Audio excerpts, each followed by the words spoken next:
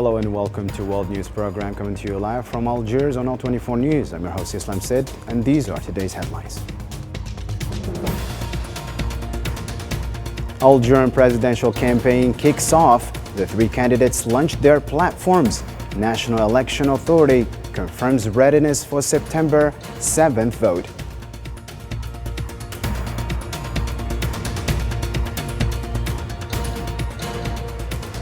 Three Palestinians martyred in three new Zionist massacres within 24 hours. Over 40,000 killed since the start of the Zionist aggression on Gaza. And UN calls toll a grim sign for the world.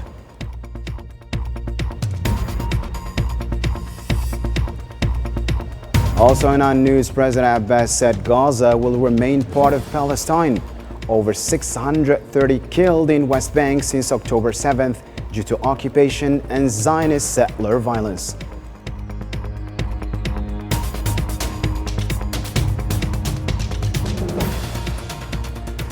And Polisario Front warns Moroccan expansionism threatens regional stability, reaffirms commitment to peaceful solution for Sahrawi self-determination.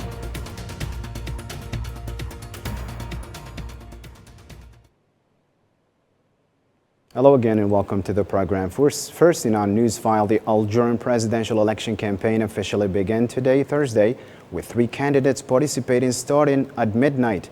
The candidates, independent candidate Abdelmajid Tebboune, Movement of Society for Peace leader Abdelali Hassani Sharif, and Socialist Forces Front leader Youssef Ouchiche began presenting their platforms to win voter support ahead of the September 7th election.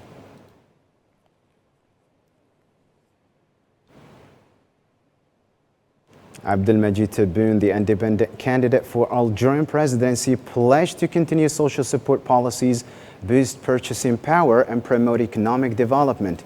He also vowed support youth initiatives, preserve the state's social character, and advance housing projects.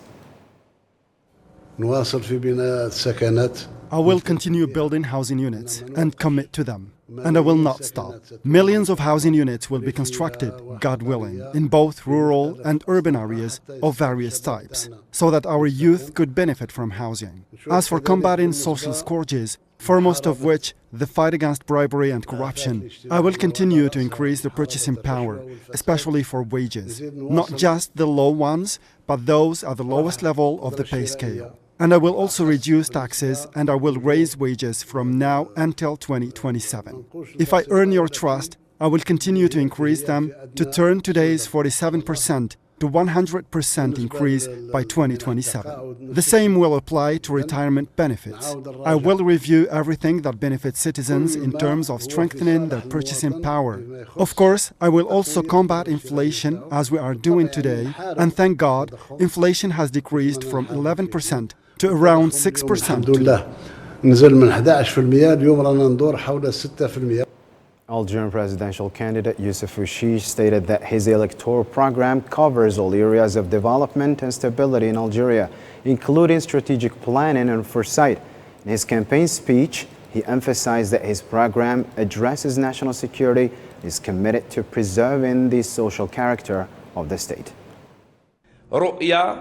It is a project vision that covers all the main areas of development and stability in Algeria, incorporating elements of planning, strategic vigilance, and foresight. It provides the country with essential tools to predict future challenges and adapt public policies to the changing needs of the nation. It's a project vision that addresses our national security seriously, considering all its aspects. We believe that the integration, coherence, and sustainability of institutions are more important than the power and dominance of individuals. I will grant greater powers to Parliament and will conduct general elections in the first half of 2025. God willing, I will work to strengthen and rehabilitate the tools of parliamentary control and the Court of Auditors by giving them broader prerogatives in this field, particularly the reporting authority. سلطة الإخطار. Abdelali Hassani Sharif, the candidate of the Movement of Society for Peace, pledged to create opportunities for progress and prosperity through modernization, He emphasized that his program focuses on prosperity, unity, and stability, and social and economic development for all Algerians. These options and difficulties that we have experienced in the economic and social spheres led us to create a comprehensive program called Opportunity. This is the motivation for our candidacy, as we believe that this program provides Algerians with an opportunity to ensure that our nation maintains its security, stability, unity, and sovereignty without endangering them. Additionally, it is an opportunity to ensure the dimensions of the Algerian identity, which is based on national, Islamic, moderate, and unifying dimensions for all Algerians, along with the practice of democracy for all Algerians. From Algiers, Abdelali Hassani Sharif, the presidential candidate from the Movement of Society for Peace, announced that the start of his election campaign. He toured streets in the capital, which he described as symbols of Algeria's historical identity, reflecting the deep roots and principles of his movement.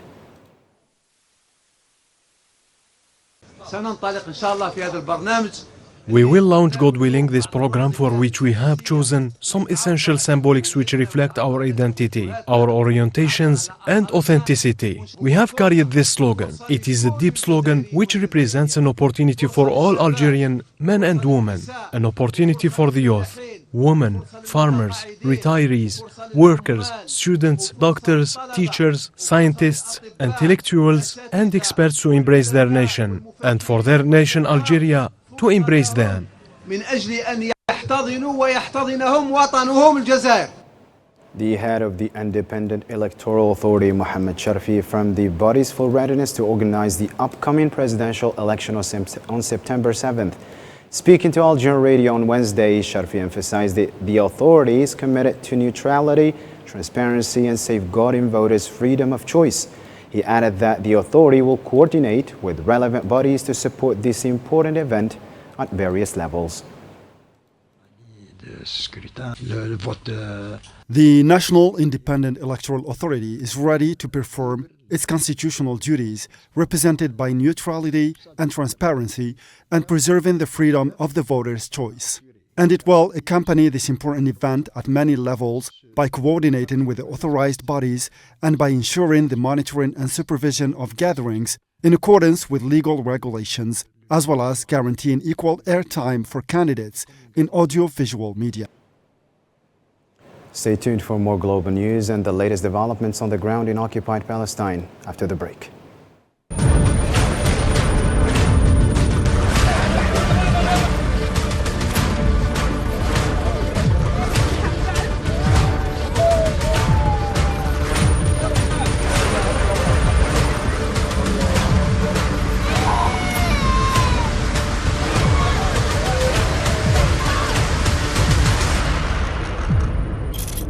The number of Palestinian martyrs in Gaza has exceeded 40,000, with 92,401 injured due to the ongoing Zionist aggression since October 7th. On Thursday, the Palestinian Ministry of Health in Gaza reported that the occupation forces committed 3 new massacres in the past 24 hours, resulting in 40 martyrs and 107 injuries, according to initial reports.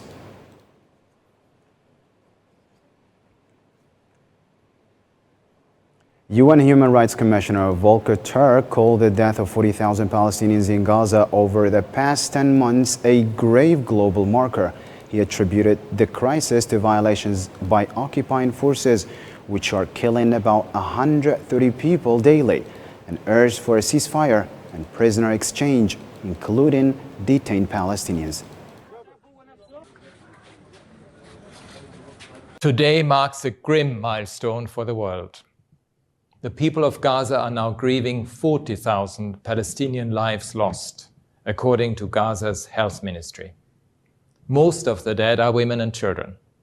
This unimaginable situation is overwhelmingly due to recurring failures by the Israeli Defense Forces to comply with the rules of war. On average, about 130 people have been killed every day in Gaza over the past 10 months. The scale of the Israeli military's destruction of homes, hospitals, schools, and places of worship is deeply shocking. Saray al-Quds, the military wing of the Islamic Jihad movement, released footage showing the targeting of two Zionist tanks with RPGs south of the Tel al-Sultan neighborhood, west of Rafah.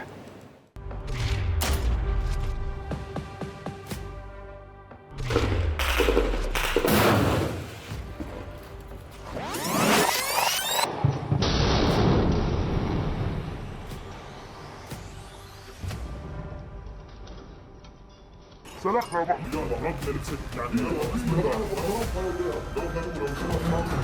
ان شاء الله ربنا بسلام ربنا كريم الله معنا مين معنا الله اللي معنا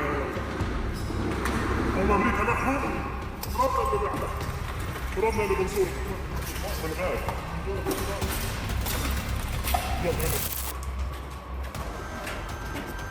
بسم الله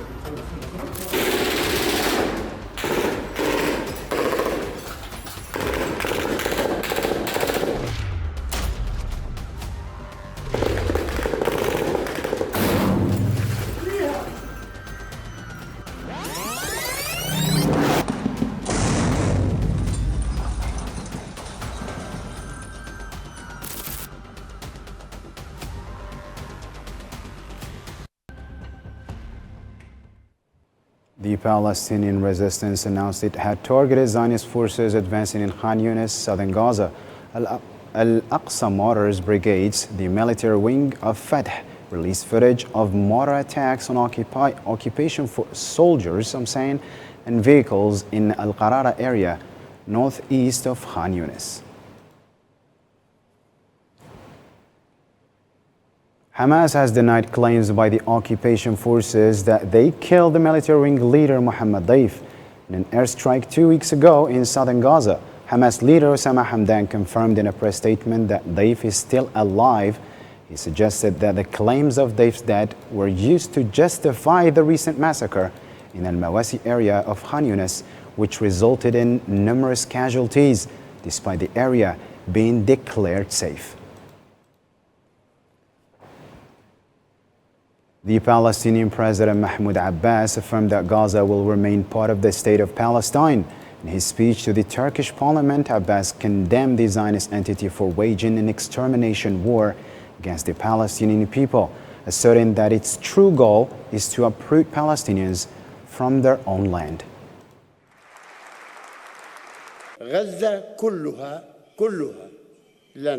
All of the Gaza Strip belongs to us, as does the West Bank and Al-Quds, and we will never accept solutions that separate even an inch of our homeland from the other. I will dedicate all my energy to standing by our people to end this barbaric aggression, even if it costs us our lives, because our lives are not more valuable than that of the youngest child in the Gaza Strip or those of the Palestinian people. The Palestinian Ministry of Health reported that the number of martyrs in the West Bank has risen to 632 since the ongoing aggression on Gaza began. The ministry statement on Thursday revealed that among the martyrs are 149 children and 9 women. This increase follows the deaths of 2 more martyrs in drone strike on Al-Balata camp.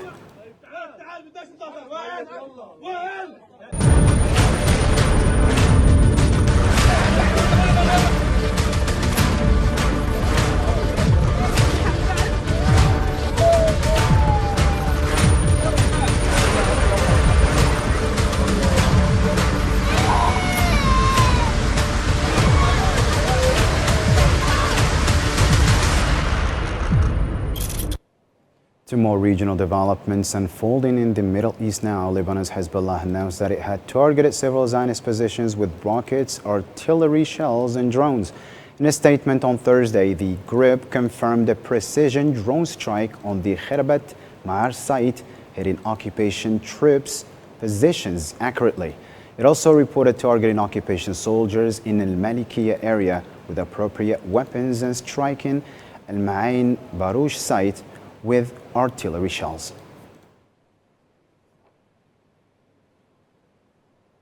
Abdul Malik al-Houthi, leader of Yemen's Ansarullah, stated that delays in responding to Zionist actions are strategic to inflict maximum damage. He affirmed that retaliation is imminent and not non-negotiable. based on faith and ethics. Al-Houthi also reported 10 American airstrikes on Yemen this week, with 8 in Hudaydah and 2 in Hajjah and Sana'a.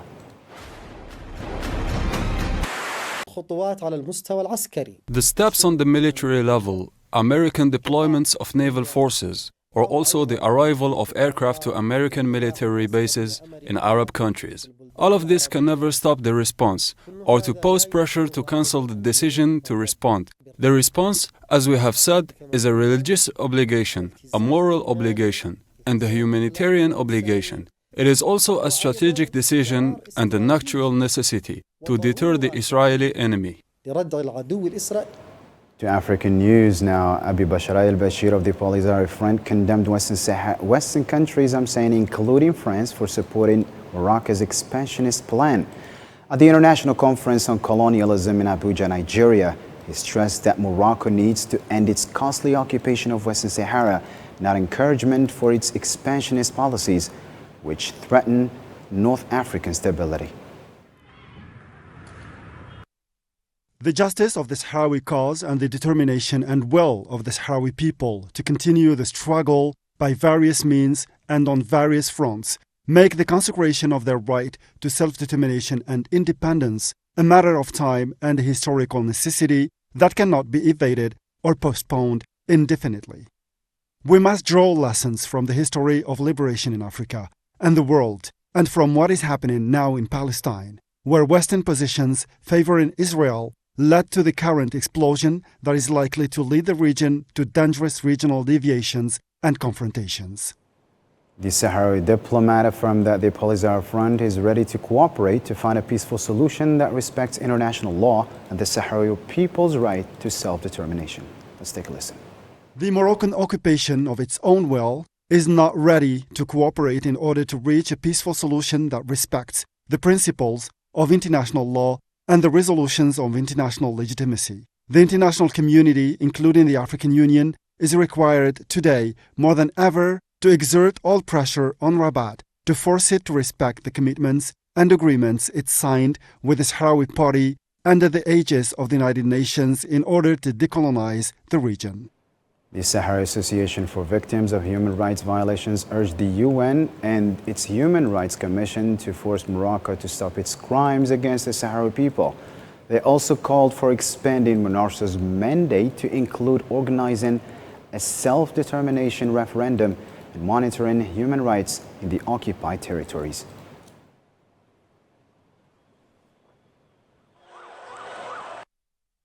We demand that the United Nations and the UN Human Rights Commission play more effective roles in lifting the military, security, and media blockade imposed on the occupied part of Western Sahara, and in obligating the Moroccan obligation to cease its ongoing crimes against the defenseless Sahrawi people. Silence ultimately serves only the occupation, its apparatus, and its repressive policy.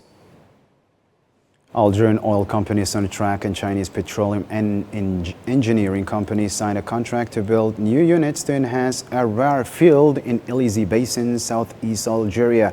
The contract involves constructing 3 units to address pressure drops and maintain a daily production rate of 10 million cubic meters of gas. The project is expected to take 32 months, with operations commencing by the end of Q2 of 2027.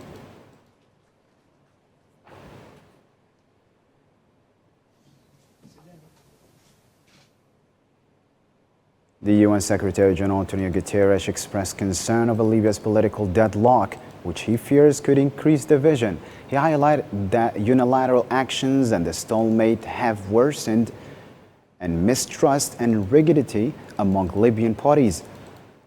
Guterres stressed the need to support UN Deputy Special Representative Stephanie Williams in revitalizing the political process through comprehensive consultations.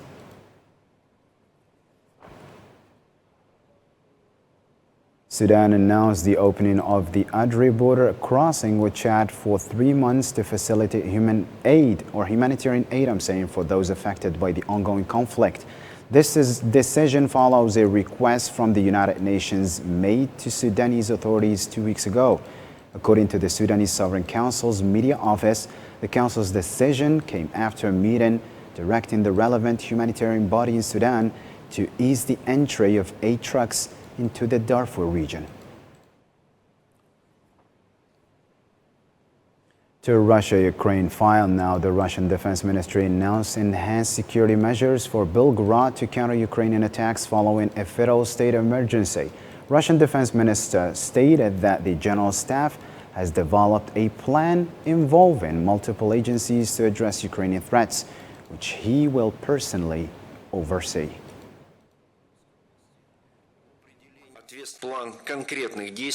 We are planning to hear a plan of specific actions prepared by the General Staff on additional measures of security in Belgorod region. We are talking first of all about increasing the efficiency of troop command and control system in interaction with other law enforcement agencies and the administration of the Belgorod region, about identifying responsible officials as well as allocating additional forces and means that will be sent to carry out the main tasks.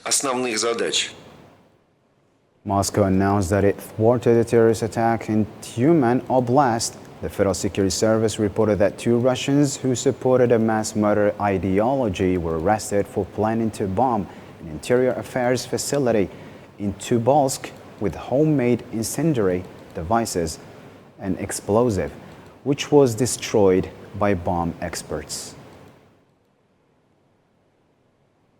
Ukrainian President Volodymyr Zelensky announced that Ukrainian forces have fully captured the Russian city of Sudzha in the Kursk region, where they are conducting a ground offensive. Zelensky stated that Ukrainian army chief confirmed the complete takeover of Sudzha, calling it the biggest victory for Ukrainian forces since their assault began in the Kursk border area on the 6th of this month. Furthermore, the Commander-in-Chief gave a report on the operation in the Kursk region. There has been new progress. Our exchange fund has been enriched. General Syrsky also reported the completion of the liberation of the city of Sudzha from Russian military forces. A Ukrainian military command office is being established there. For more international news making headlines today, let's follow this report. A 5.7 magnitude earthquake struck off Taiwan's northeastern coast near Yilan on Thursday, August 15, shaking buildings in Taipei. The quake, with a depth of 9 kilometers, caused no immediate damage. It's worth mentioning that Taiwan frequently experiences earthquakes due to its location near the junction of 2 tectonic plates. Fortunately, this latest quake appears to have caused no serious harm, as shown in the footage.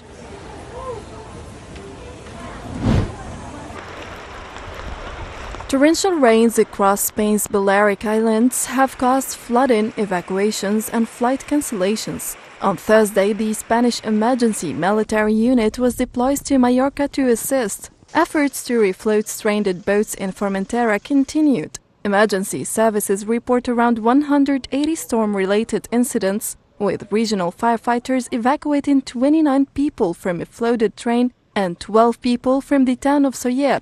Since Wednesday, over 50 flights have been cancelled and delays are expected to continue. Due to this, 9 people were injured and a fisherman was rescued by the Spanish Coast Guard.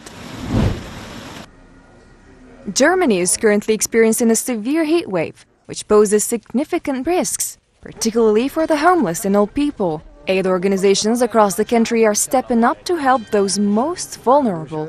In Frankfurt, street workers are distributing water and offering advice to those on the streets. In Berlin, the German Red Cross has launched the Heat Protection Project, providing expert tips and support through a hotline and home visits. The focus is on staying hydrated, keeping cool, and knowing how to respond to heat-related emergencies, as Germany faces an intense heat wave.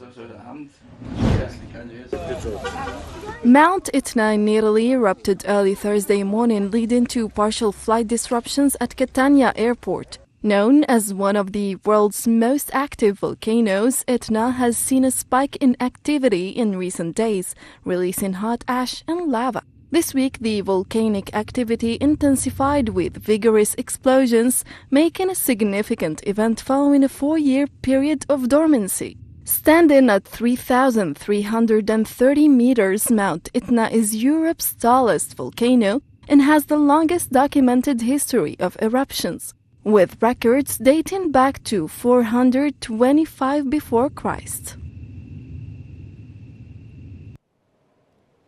That's the end of our news program for today. You can always check our social media platforms for more updates. Thank you for watching, and bye for now.